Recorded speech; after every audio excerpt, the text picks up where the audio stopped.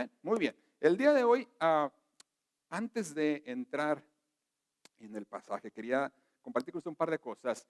El día de hoy tenemos bautismos. ¿Por qué no le damos un aplauso? Tenemos 2 personas que se van a bautizar el día de hoy.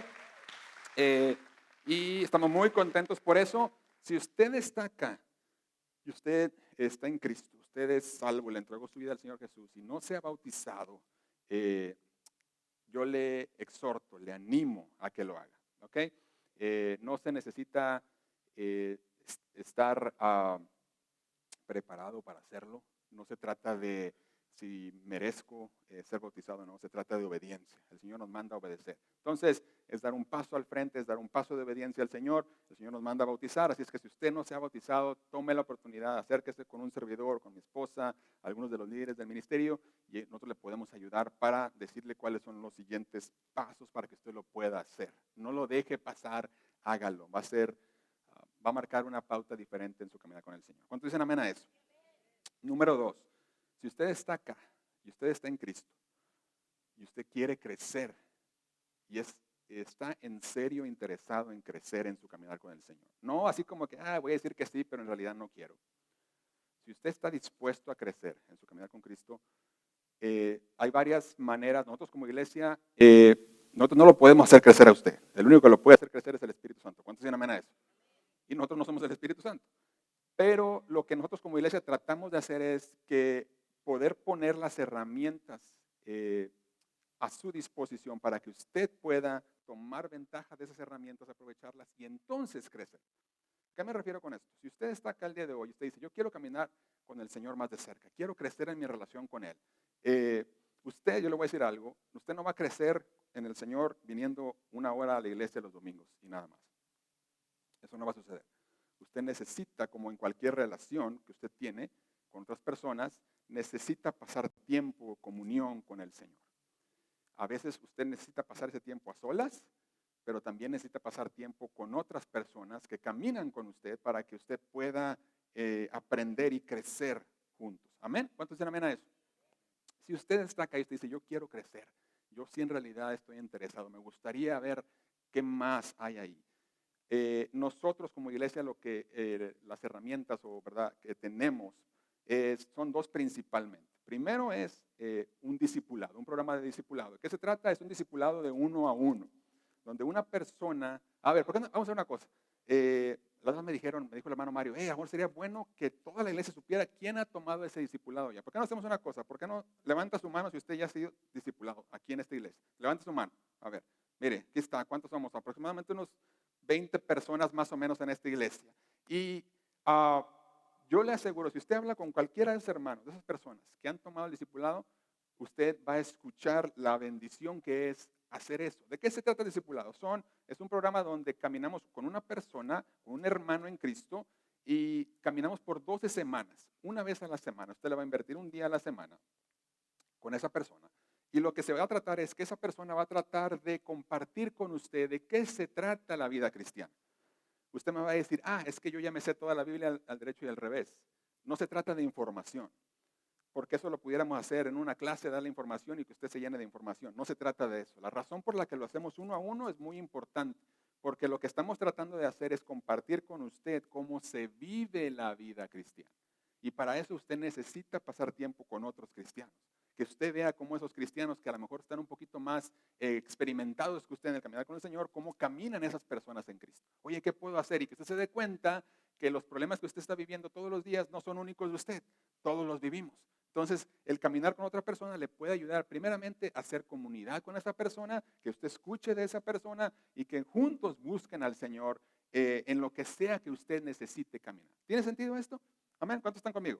Amén. Entonces, si usted está interesado, usted dice, a mí me interesa, me llama la atención, quisiera ver un poquito más, por favor, busca a nuestro hermano Mario, que está allá atrás. Mario, levanta la mano allá. Mira, él es nuestro hermano Mario. Si usted tiene alguna, es que tengo duda, no estoy muy seguro, pero quisiera ver, mire, vaya con él ya está muy, muy bien experimentado para convencerlo a usted si usted habla con él. ¿Ok? Entonces yo le aseguro que si usted habla con él lo va a convencer de que tome ese discipulado. Créamelo, hable con cualquier otra persona que lo haya hecho. No me crea a mí. Créales a ellos y usted va a ver la bendición que es pasar tiempo con otras personas, saber que hay personas que están caminando con otros. Número 1 es el discipulado. Oiga, hermano, es que es una vez a la semana, es un día, sí, va a costar trabajo. El discipulado tiene un precio. Usted quiere crecer en el Señor, va a tener que invertir tiempo. Como usted tiene que invertir tiempo en su matrimonio, con sus hijos, etcétera, etcétera, etcétera. Amén. Número 2, la otra manera es a través de grupos o estudios bíblicos. Nosotros tenemos ahorita en este momento un grupo de vida que se reúne en la casa de nuestro hermano Alex Gracia, ahí están unas familias con él, y aparte tenemos un estudio bíblico todos los miércoles aquí en la iglesia, donde otras personas, aproximadamente nos reunimos entre 20 y 25 personas cada miércoles. Y lo que estamos tratando de hacer es que podamos formar grupos en diferentes lugares, en diferentes hogares, para que nosotros podamos reunirnos y aprender juntos y crecer juntos en la palabra. Amén. Entonces, si usted en realidad quiere crecer, busque, por ejemplo, para discipular a nuestro hermano Mario, si le interesa en la parte de estudios bíblicos, con cualquiera de nuestros líderes, nuestro hermano Mario, nuestra hermana Evelyn, mi esposa, un servidor, nuestro hermano José Luis, podemos ayudarle, podemos guiarle más o menos de qué se trata y verdad cómo usted puede ser bendecido. Yo le aseguro que si usted invierte tiempo en el Señor, dele un año al Señor, invierta tiempo, usted no se va a arrepentir. ¿Cuántos dicen amén a eso? Muy bien. Ahora sí, porque ya me va a pasar y me están poniendo el reloj allá enfrente.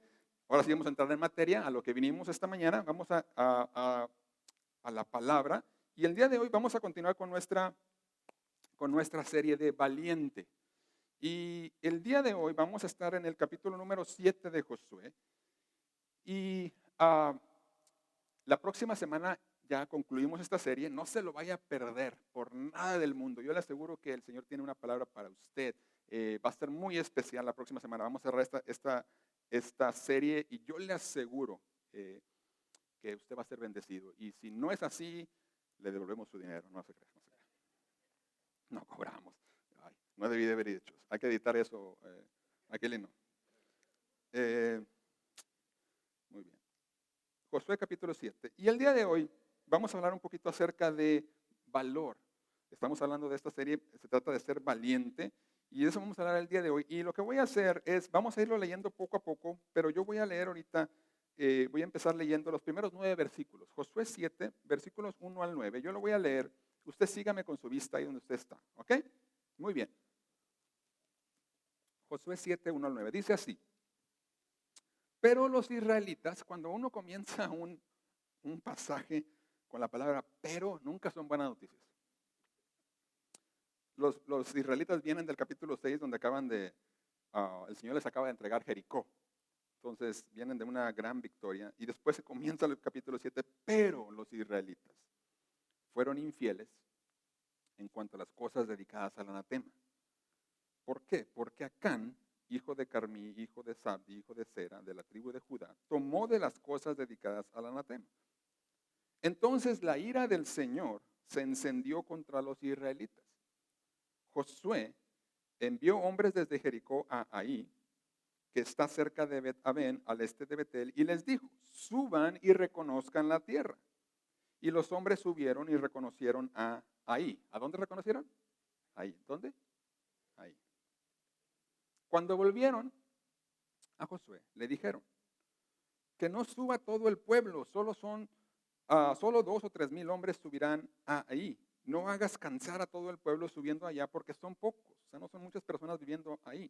Así que subieron allá unos 3 mil hombres del pueblo, pero huyeron ante los hombres de ahí.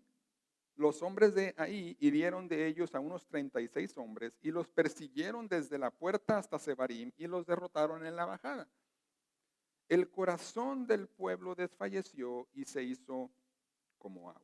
Versículo 6. Entonces Josué rasgó sus vestidos y postró su rostro en tierra delante del arca del Señor hasta el anochecer, él y los ancianos de Israel, y echaron polvo sobre sus cabezas. Y Josué dijo, Señor Dios, ¿por qué hiciste pasar a este pueblo el Jordán para entregarnos después en manos de los amorreos y destruirnos? Ojalá nos hubiéramos propuesto habitar al otro lado del Jordán.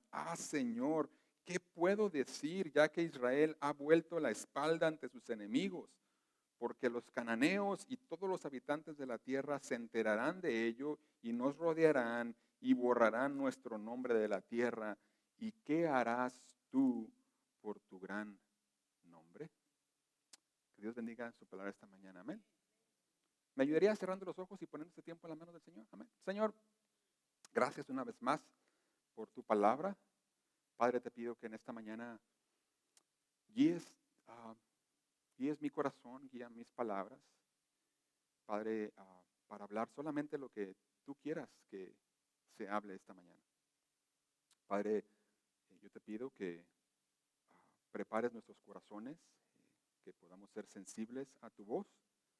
Y, Señor, que ninguno de nosotros el día de hoy, después de escuchar tu palabra, lo que tienes para nosotros, volvamos a ser jamás los mismos, Señor, sino que seamos transformados.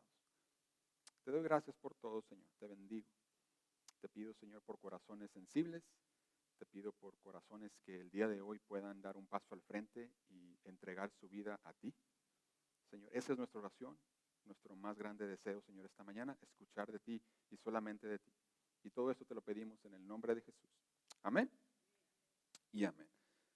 Entonces los israelitas vienen cuando usted regresa un capítulo atrás, al capítulo 6, ellos vienen de tener quizá una de las victorias más impactantes, ¿no? Historias bíblicas, la batalla de Jericó, que en realidad no fue ni batalla, el Señor les entregó Jericó en sus manos, ¿no? Entonces ellos, después de tomar Jericó, ahora están listos, ellos quieren continuar su conquista, ¿verdad? La conquista de la tierra prometida, la tierra que el Señor les prometió a ellos, pero ahora se encuentran con un problema porque sufren una derrota que no esperaban. Después de vencer a una ciudad como Jericó, que estaba amurallada, que era mucho más grande que ahí, ahora se encuentran con una ciudad de unos cuantos habitantes. Ellos no esperaban que esta ciudad les diera guerra, envían unos cuantos soldados y resulta que en lugar de conquistar ahí, resultan correteados, derrotados. Dice la palabra que 36 personas murieron, salen huyendo. ¿Y todo por qué? Dice la palabra porque por el pecado de una persona. El pecado de una persona, una mala decisión, lo que hace es que vino e impacta todo el pueblo. Ahora, toda la serie hemos estado hablando de valentía, de valor, de ser valientes. ¿Por qué? ¿Por qué hablar de valentía? Yo creo que una de las razones más importantes es porque la vida cristiana, mi hermano, es para valientes. ¿Cuántos dicen amén a eso? Ahora, hablando de esto, ¿qué tiene que ver este pasaje el día de hoy, que habla de derrota, que habla de pecado? ¿Qué tiene que ver este pasaje con valentía? Y mire, lo que yo quisiera, el mensaje que yo creo que el Señor ha puesto en mi corazón para usted esta mañana, es este. Mire, la vida cristiana se trata de, o es para valientes. Y una de las áreas donde necesitamos ser valientes es para confesar delante del Señor nuestros pecados. ¿Cuántos dicen amén a eso? Ahora, ¿qué podemos aprender esta mañana de este pasaje con respecto a ser valientes y con respecto a confesar, a dar ese paso de valor y venir ante el Señor? Mire, primero, varias cosas. Primero, número uno, es que una de las razones por la que el Señor nos invita y nos llama a confesar es porque el pecado siempre, mi hermano, siempre va a llevar a la ruina. Siempre, no hay duda. Lo que parecía ser una batalla de rutina se convirtió en una derrota que los desmoralizó a Israel. Todo parecía indicar que, algunos dicen, la ciudad de ahí eran a lo mejor 8,000, 10,000 personas, no eran tantos. Israel tenía un ejército mucho más grande que eso, pero ellos pensaron, bueno, no es necesario que enviemos soldados o tantos soldados porque la ciudad no es tan grande, el Señor la va a entregar en nuestras manos. Pero entonces sucede algo que no esperaban, que en lugar de conquistar, tienen que salir huyendo. Y dice la palabra, los persiguen, 36 personas mueren, y usted puede decir, bueno, 36 personas para una batalla no es tanto. Y el problema es que quizá pudiéramos pensar, sí, bueno, 36 personas, bueno, es una batalla. El problema o lo significativo no era el número de personas, lo significativo de esto era lo que este hecho significaba para el pueblo de Israel en este momento. Porque los que se creían invencibles se dan cuenta que sin el Señor, por primera vez conocieron la derrota en la tierra prometida. Los que habían visto a sus enemigos perder toda esperanza, caer en temor, porque si usted regresa a los primeros 6 capítulos de Josué, varias veces escuchamos como por ejemplo Rahab le dice a los espías, el corazón del pueblo de Canaán, el corazón de Jericó está completamente hecho agua, están desmoralizados, están desfallecidos, ¿Por qué? Porque hemos escuchado de su Dios. Pero ¿qué cree? Que ahora los que habían escuchado eso de sus enemigos lo estaban viviendo en carne propia, porque dice el versículo 5 que el corazón del pueblo de Israel desfalleció y se hizo como agua. Lo mismo, exactamente las mismas palabras que antes Rabá, por ejemplo, había usado para los cananeos y que el capítulo 5, versículo 1 nos dice acerca de los cananeos, ahora lo refiere al pueblo de Israel.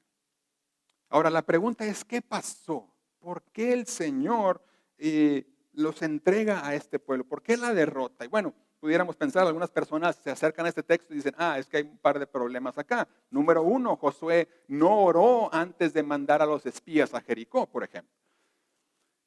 Otros dicen, bueno, lo que pasa es que se confiaron demasiado. Creyeron que, pues el Señor ya nos entregó Jericó, el Señor nos va a entregar ahí, no hay ningún problema. O sea, Jericó era mucho más grande, ahí es mucho más pequeño, no hay ningún problema, se confiaron de más. Y bueno, usted puede acercarse al texto de esa manera, está bien, no pasa nada. Pero yo diría que el texto nos deja muy en claro que sí, esas cosas no ayudaron. El que no hayan orado o el que se hayan a lo mejor confiado no ayudaron en este caso. Pero el problema no fue que se hayan confiado, el problema no es que no hubieran orado. El problema es muy claro porque dice el versículo 1, pero los israelitas fueron infieles. ¿Por qué? Porque Acán tomó de las cosas dedicadas al anatema. Y es por eso que la ira del Señor se encendió contra los israelitas. O sea, el problema no fue necesariamente que no hayan orado, eso no ayudó. El problema, la causa raíz de esta derrota es el pecado.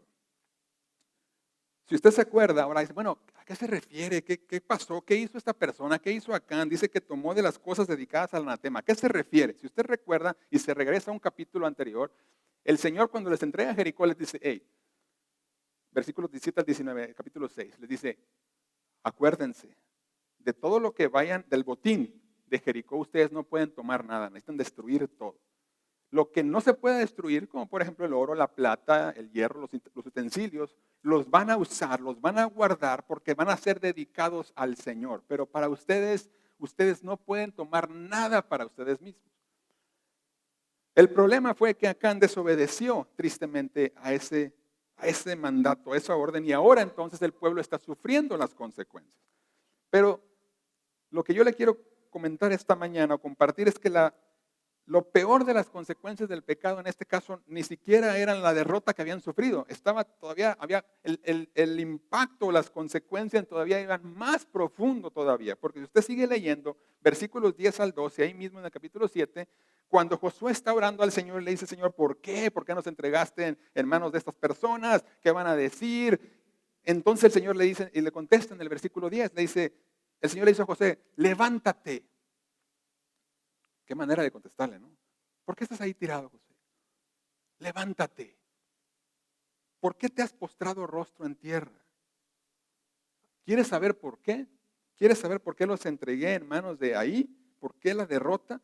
Porque Israel ha pecado, dice el Señor, y también ha transgredido mi pacto que les ordené, y hasta han tomado de las cosas dedicadas al anatema, y también han robado y han mentido, y además las han puesto entre sus propias cosas. Escuche esto, versículo 12, no pueden pues los israelitas hacer frente a sus enemigos, vuelven la espalda delante de sus enemigos porque se han convertido en anatema. Y sabes qué, Josué, eso no es lo peor de todo, la derrota que acabas de vivir no es nada, lo peor de todo es que yo no voy a estar, dice ahí, no estaré más con ustedes, a menos que destruyan las cosas dedicadas al anatema de en medio de ustedes. Yo sabía que este mensaje iba a haber muy pocos amenes. Yo tenía ese sentimiento. Porque no nos gusta mucho hablar del pecado muchas veces, pero es la realidad.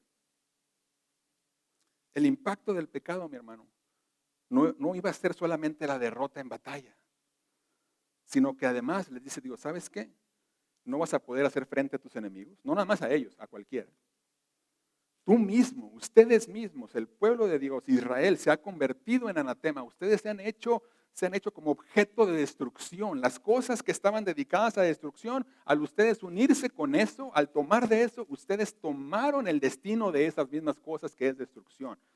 Y lo peor de todo es que Dios no estaría más con ellos. Ahora, Dios está en todo lugar. Amén. ¿Qué significa entonces yo no voy a estar más con ustedes? Lo que Dios les estaba diciendo es, ya no van a tener mi protección. El Señor está retirando su mano de bendición de con ellos. Su presencia tangible ya no va a estar entre ellos. ¿Por qué? Porque el pueblo prefirió otras cosas en lugar del Señor. Ok, ¿prefieres tomar del botín? ¿Prefieres oro? ¿Prefieres plata? Entonces, si eso es lo que prefieres, yo voy a retirar mi mano de bendición de ti. Mi presencia tangible en medio de tu casa ya no va a estar porque tú has preferido las cosas que habían sido dedicadas para destrucción. Mi hermano, la peor consecuencia del pecado no va a ser que las cosas no me salgan, o que las cosas me salgan mal, o que no voy a lograr lo que yo quiero lograr, o que vengan los problemas, o que vengan las enfermedades. Eso no es lo peor del pecado. La peor consecuencia del pecado, mi hermano, es que impacta nuestra comunión con Dios, mi relación con Dios. Levanta una barrera entre Dios y nosotros. Al ponerme yo del lado de aquello que se opone a Dios, del lado del pecado, lo que estoy haciendo es me estoy poniendo en una posición para recibir el juicio que merece ese pecado, y es como si yo me estuviera tratando de divorciar de la presencia de Dios. Esa es la razón por la cual decimos el pecado siempre te va a llevar a la ruina. ¿Por qué? Porque va a fracturar tu relación con Dios, te impide caminar íntimamente con Él y te impide disfrutar de la bendición de su presencia. ¿Cuántos dicen amén a eso? Ahora, pero eso no es todo de lo que yo puedo aprender o de lo que podemos aprender de este pasaje, porque no solamente el pecado siempre me lleva o nos lleva a la ruina o termina en ruina, sino que, número 2, mi pecado siempre, mi hermano, siempre va a afectar a otros. Yo no sé si lo notó usted, pero en el versículo 1 es muy impactante cómo el Señor une a todo el pueblo con el pecado de una persona. No sé si lo notó. El que pecó fue Acán, pero el Señor dice, los israelitas fueron infieles.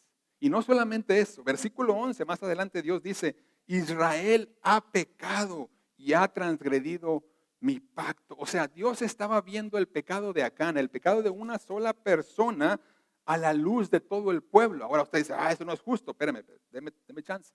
No porque el pueblo hubiera codiciado o pecado de la misma manera como lo hizo Acán. No, el problema es que como miembro de la nación, Acán lo que estaba haciendo es que su pecado le roba a toda la nación, a todo el pueblo, la pureza y la santidad que ellos deberían de tener delante de Dios. Esta semana leía una carta, mientras preparaba el mensaje, la carta de un pastor. Él escribe, es un pastor en la Florida.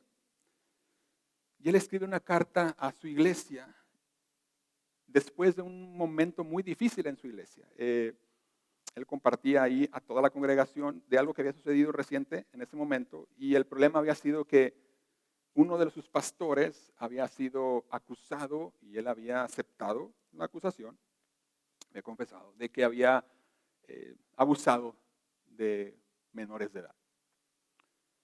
Y él escribe esta carta y ¿verdad? Su corazón a la iglesia. Y mientras yo leía esa carta, algo que me quedaba muy claro es que la decisión que esa persona tomó no solamente lo impactó a él, no solamente impactó a las víctimas, sino también impactó a la iglesia. Porque la iglesia ahora te ves traicionado. La persona en la que yo confié, ¿me explico? Una persona en la que yo puse mi confianza, ¿qué tanto puedo confiar en la iglesia? Y ¿sabe qué era lo más triste también de todo? Es que no solamente afectó a la comunidad de la iglesia, sino que afectó a la comunidad fuera de la iglesia. Las personas en la comunidad, los noticieros empezaron a preguntar, ¿cómo es posible que en la iglesia permitan algo así? Estamos seguros dentro de la iglesia. Es seguro ir a una iglesia. Me quedaba claro que el pecado de una persona nunca, nunca, nunca se va a quedar limitado a la vida de esa persona. Siempre va a tener impacto sobre los demás. Lo que hacemos usted y yo como cristianos, como hijos de Dios, no solamente nos afecta a nosotros, sino afecta a otras personas. la devastación que usted y yo traemos por nuestro pecado, mi hermano, va a impactar aún a aquellos que quizá no tienen mucho que ver con nosotros. En el caso de Acán, muy triste, su pecado no solamente afectó al pueblo en su derrota, sino que últimamente le costó la vida, dice la palabra, a toda su familia también. Porque si usted lee y avanzamos hasta los últimos 2 versículos del capítulo 7, versículos 24 y 26, cuando descubren a Acán y cuando él acepta su pecado, dice el versículo 24 que entonces Josué y todo Israel con él tomaron a Acán, hijo de Zera, y la plata, el manto, la barra de oro, todo lo que él había tomado, sus hijos, sus hijas, sus bueyes, sus asnos, sus ovejas, su tienda, todo lo que le pertenecía y los llevaron al valle de Acor, los sacaron de la ciudad. Y Josué dijo, ¿por qué nos has turbado? El Señor te turbará hoy, Acán. Y dice la palabra, todo Israel los apedreó y los quemaron después de haberlos apedreado. Y levantaron sobre él y toda su familia un gran montón de piedras que permanecía hasta el momento que este libro se escribió. Ahora, yo sé lo que a lo mejor está corriendo sobre el pensamiento que está en nuestra cabeza en este momento y es, pues no sería injusto que por el pecado de una persona paguen los demás. Podemos debatir todo lo que usted quiera. Muchas personas piensan que no había manera. Lo que Acán hace es, él confiesa que esconde las cosas en su tienda. No había manera que él hiciera eso sin que su familia se diera cuenta. Entonces, ellos son partícipes del pecado, etcétera, etcétera. Pudiéramos debatir todo esto. El punto no es ese. El punto es que usted y yo nos podemos poner a decir, bueno, es que esto no es justo, es que no es justo que sus hijos se hayan pagado. Y podemos ponernos en esa posición si usted quiere, pero esa es la realidad del pecado.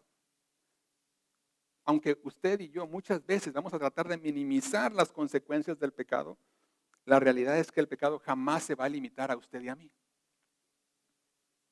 Trae consecuencias para los demás. El pecado es contagioso, infecta y contamina todo a su alrededor. Por eso dice Pablo en 1 Corintios 5:6, ¿no saben que un poco de levadura fermenta toda la masa? Nosotros no vivimos en una burbuja aislada. Lo que yo hago tiene consecuencias. Y en lugar de quejarnos, creo yo, de ponernos a debatir si esto fue justo o no, lo que el pasaje está tratando de hacer, de invitarnos a nosotros, de exhortarnos a hacer, es a hacer conciencia. A entender la magnitud que el pecado en mi vida puede traer, la magnitud del impacto que el pecado en mi vida puede traer a las personas que quizá no tienen nada que ver conmigo. ¿Cuántos dicen amén a eso? Ahora, ¿qué hacemos entonces? Y mi tercer punto yo creo que trataría un poco más acerca de, esta es la realidad del pecado. Y tenemos 2 opciones. O lo escondo o lo confieso. Y lo que yo creo que este pasaje hace, o el Señor hace a través de este pasaje, es invitarnos a tomar valor para confesar. Y ese es mi tercer punto esta mañana. Mire, si usted regresa al versículo 1, usted va a ver cómo es que Dios describe el pecado de Acán, el pecado de Israel. Y si usted usa la traducción que yo uso, la Nueva Biblia de las Américas, dice, versículo 1, dice que los israelitas fueron infieles. Si usted usa la traducción Reina Valera, usted va a ver a lo mejor ahí la frase que dice, los israelitas cometieron una prevaricación. Y mientras estudiaba esta semana, se me venía a la mente que normalmente cuando uno va a la palabra, hay 3 palabras que normalmente se usan para hacer referencia cuando ofendemos a Dios. Pecado, iniquidad y transgresión. Pecado, iniquidad y transgresión. Cuando hablamos de pecado, normalmente tiene la esencia o el significado o la idea de errar al blanco. No llegamos al blanco, no le dimos, ¿verdad? No alcanzamos el nivel. ¿Ok? Cuando hablamos de iniquidad, la iniquidad nos habla más de algo torcido. Tiene la idea de que nuestro corazón está torcido. Entonces, mi corazón natural tiene la tendencia a pecar. No sé si le ha pasado eso. Si usted se descuida, si usted le deja lugar a la carne, su corazón va a tener esa tendencia torcida a buscar lo que es de la carne, a buscar el pecado. Eso es iniquidad. Y transgresión tiene la idea de desobediencia. Cuando soy intencional en desobedecer, cuando el Señor marca una raya y yo digo, yo la voy a cruzar. Eso es transgresión. Me paso de la raya intencionalmente. El Señor me dijo hasta aquí y yo dije, no, yo le voy a seguir. Eso es transgresión. Pecado, iniquidad y transgresión. Lo interesante, mi hermano, es que la palabra que se usa en el versículo 1 para describir el pecado que estaban cometiendo aquí no es ninguna de las tres. Es una palabra diferente.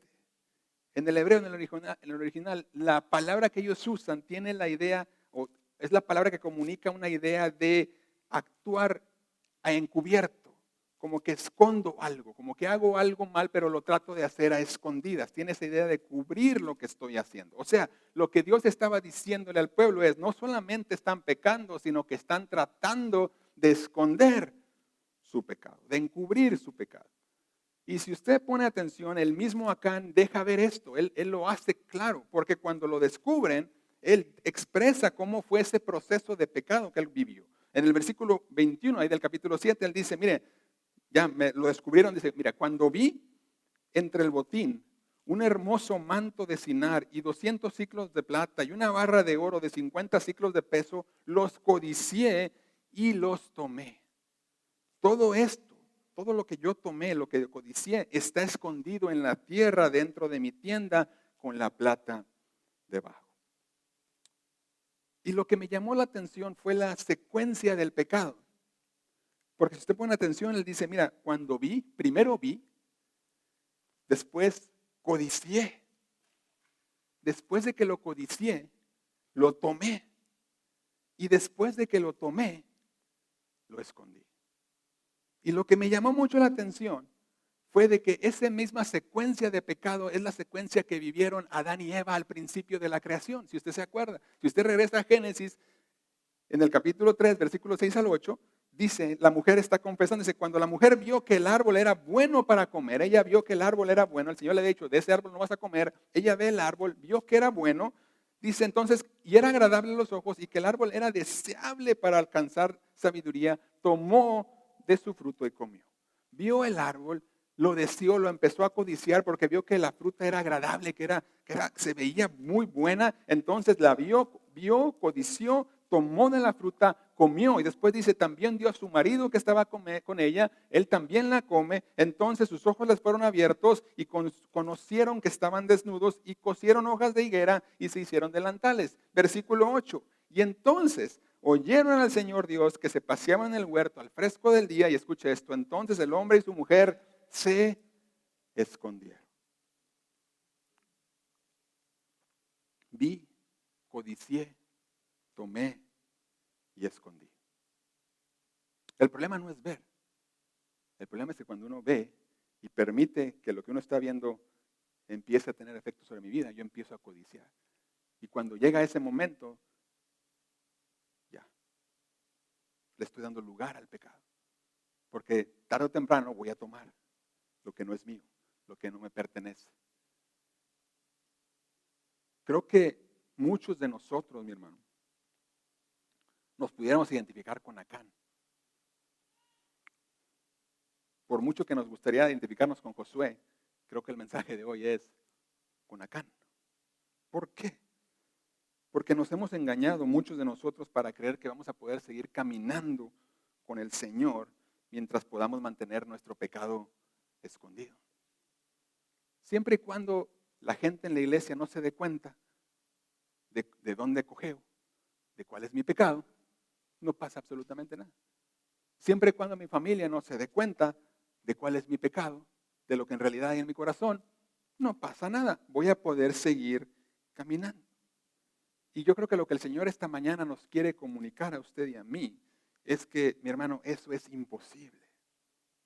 No vas a poder seguir caminando adelante en victoria, en intimidad con el Señor, en comunión con el Señor, mientras estemos escondiendo nuestro pecado. La realidad es que todos hemos visto, todos hemos codiciado, todos hemos tomado lo que no es nuestro, lo que sabíamos que el Señor no nos había dado. La pregunta es, ¿y ahora qué vamos a hacer? ya vi, ya codicié, ya tomé. La pregunta es, ¿ahora qué voy a hacer? ¿Lo voy a esconder o lo voy a confesar delante del Señor?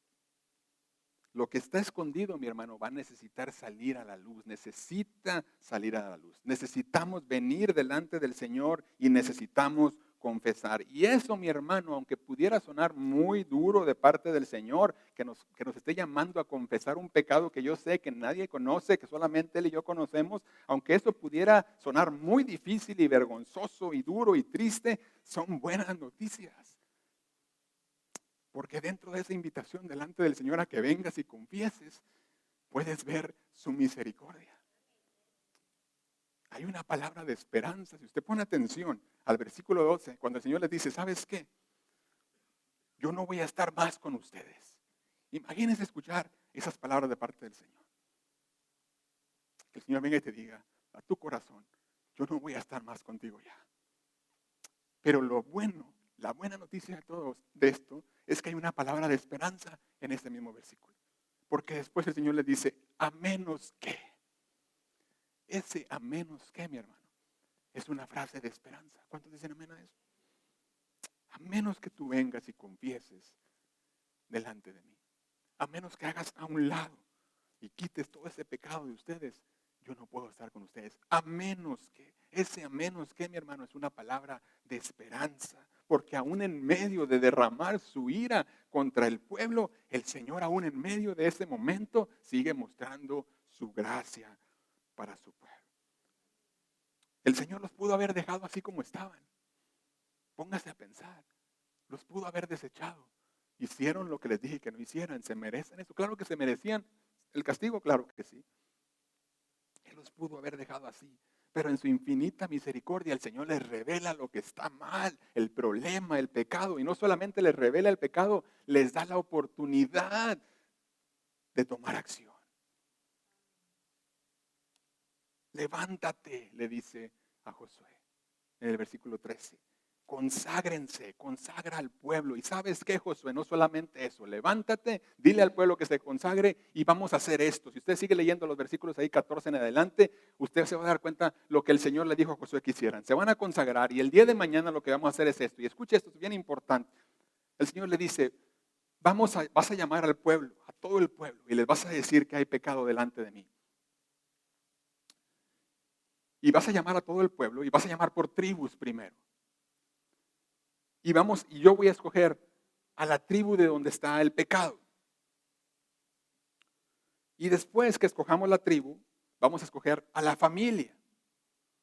Y después de la familia, la casa. Y después de la casa, vamos a llegar hasta el hombre que cometió el pecado. Y yo me quedaba pensando, ¿por qué hacerlo así? Digo, el Señor sabía quién era el pecador, ¿está de acuerdo? Él sabía que era Acán. ¿Por qué no decirle a Josué, Josué fue Acán, sácalo del campamento, apedréalo y ya? ¿Por qué no? ¿Por qué decirle conságrense? Al día siguiente, dile al pueblo que hay pecado, por eso se van a consagrar, y al día siguiente esto es lo que vamos a hacer para que el pueblo sepa lo que va a pasar. ¿Por qué darle todo a ese procedimiento? ¿Por qué estarlo llamando? Imagínense ahí todo el pueblo, 12 tribus, a ver, venga la tribu, y pasó, la tribu de Judá salió, véngase, y todas las 11 tribus se van, y se queda la tribu de Judá. Yo me imagino a Acán ahí escondidillo, ¿verdad? Y dice, ah, caray, ok, ahora la familia, no, pues la familia, y salió y ah, caray, es mi familia. ¿Por qué usted cree que el Señor se toma todo ese tiempo y todo ese procedimiento y no solamente lo menciona, ahí está, es Acán?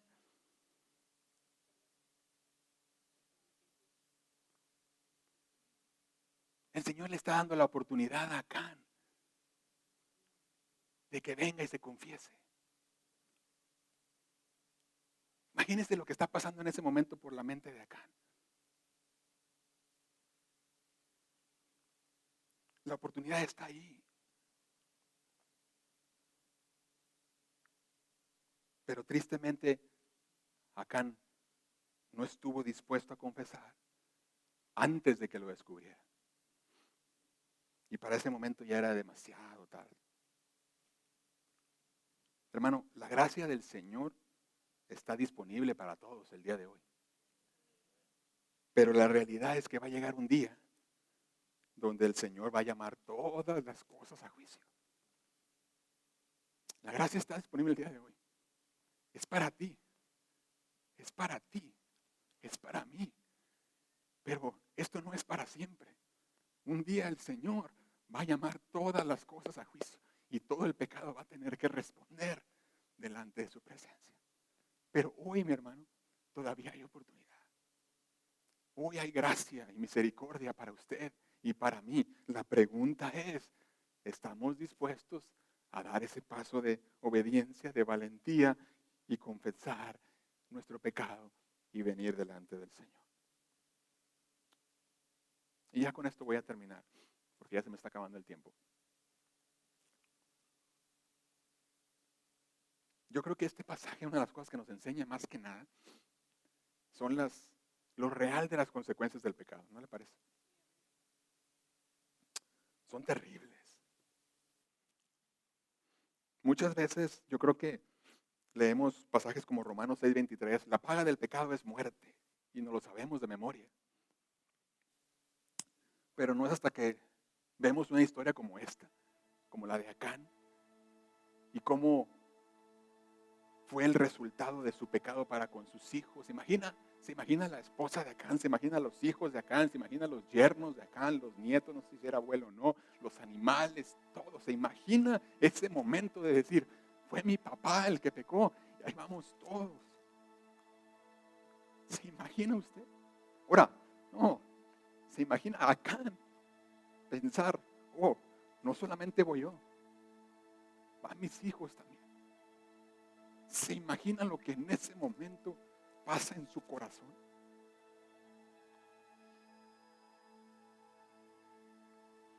El pecado es cosa seria, mi hermano. Muchos de nosotros nos cuesta entender cómo es que fue necesario castigar a Acán, cómo es que fue necesario castigar a su familia con la muerte. ¿Y sabe por qué nos cuesta trabajo? Porque no creemos que en realidad el pecado sea algo serio. Creemos que es un juego. Pero este pasaje lo que hace es, te está tratando de confrontar con la realidad, con la dura realidad. Mi hermano, Dios es un Dios santo.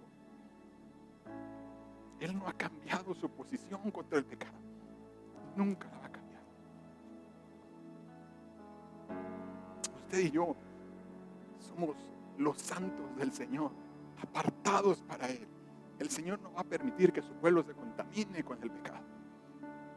¿Quieres estar con el Señor? ¿Quieres caminar con Él? Vas a tener que santificarte. Necesitas caminar con un Dios santo. Necesitas ser santo. Necesitas buscar esa santidad, perseguir esa santidad.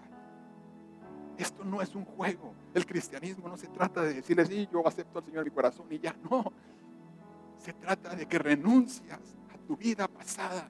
Y ahora dice Pablo, ya no vivo yo, Cristo vive en mí. Esta vida ya no es mía, le pertenece al Señor.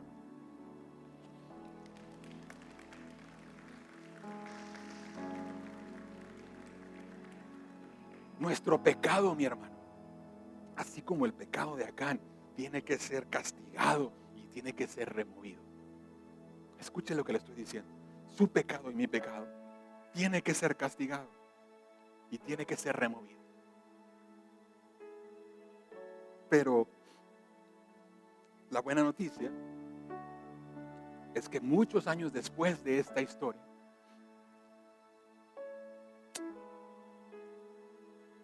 en lugar de castigarnos a nosotros y apedrearnos a nosotros, el Señor escoge a un hombre de la misma tribu de Acán, de la misma tribu de Judá, y decide descargar toda su ira contra el pecado. No nada más mía, no nada más suya, todo el pecado.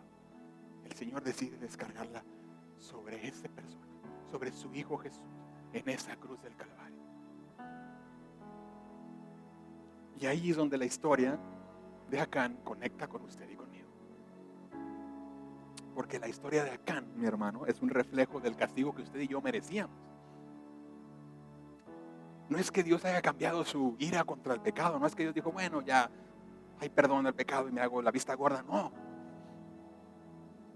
Lo que pasa es que en su infinita misericordia, el Señor estuvo dispuesto a castigar toda esa ira y descargar toda esa ira que se merecía y se merece nuestro pecado, el pecado que tú y yo cometemos el día de hoy, lo que hemos cometido hasta el día de hoy y lo que vamos a cometer todavía. Toda esa ira sobre ese pecado, el Señor estuvo dispuesto a descargarla sobre la persona de su propio Hijo. No mandó a nadie, Él mismo se entregó para pagar el precio de tu pecado y de mi pecado. Póngase a pensar, si dependiera de usted y de mí, usted y yo terminaríamos igual que Acán. Póngase a pensar eso. Si el Señor entrara a nuestra tienda, imagínense lo que sucedió ese día. Ellos van, buscan en la tienda, está escondido todo esto, encuentran el oro, encuentran la plata, encuentran todas esas cosas que Él había tomado y la llevan y las ponen a los pies del Señor, dice ahí, porque eso le pertenecía al Señor, todo ese pecado. Imagínense si el Señor el día de hoy fuera a tu tienda, fuera a tu corazón, el día de hoy, empezara a escarbar lo que tienes escondido, ¿qué encontraría? Quizá no encontraría oro, quizá no encontraría plata, quizá no encontraría un manto, pero seguramente encontraría ídolos, pecados que tenemos enterrados y que lo que han hecho es que han venido a tomar el lugar que solamente le corresponde a Él.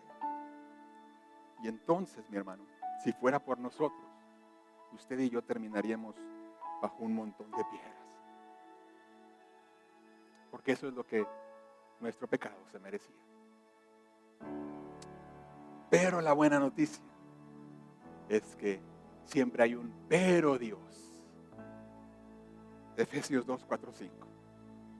Pero Dios, sí, te merecías las piedras, pero Dios, sí, te merecías la muerte, pero Dios, sí, te merecías la vergüenza de sacar ese pecado a la luz, pero Dios, que es rico en misericordia, por causa del gran amor con que nos amó. Aun cuando estábamos muertos en nuestros delitos, nos dio vida juntamente con Cristo. ¿Cuántos pueden bendecir el nombre del Señor esta mañana? ¿Por qué no se pone de pie conmigo?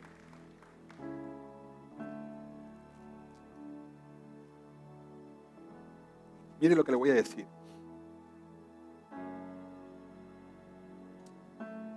La historia de Acán, mi hermano, es una figura del castigo que usted y yo merecíamos. Pero escuche esto. La obra de Jesús es la gracia en la que usted y yo ahora podemos estar firmes. Acán, el castigo.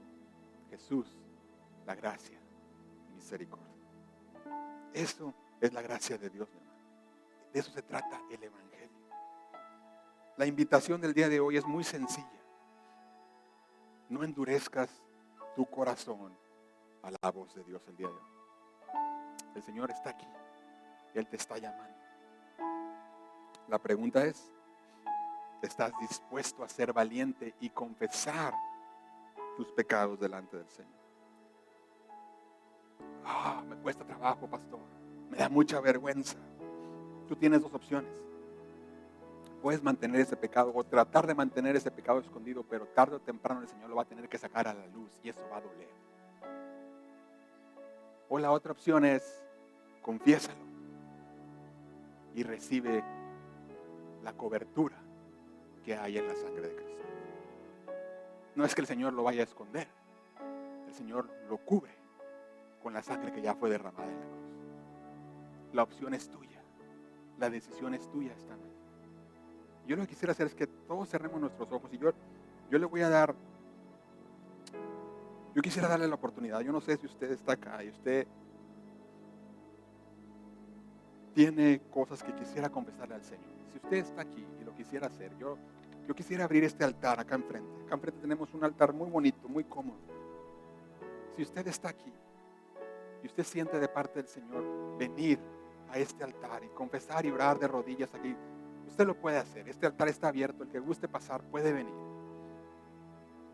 No tienes que hacerlo, lo puedes hacer donde tú estás. Pero si alguien está, no sé, siente pasar, aquí está disponible el altar.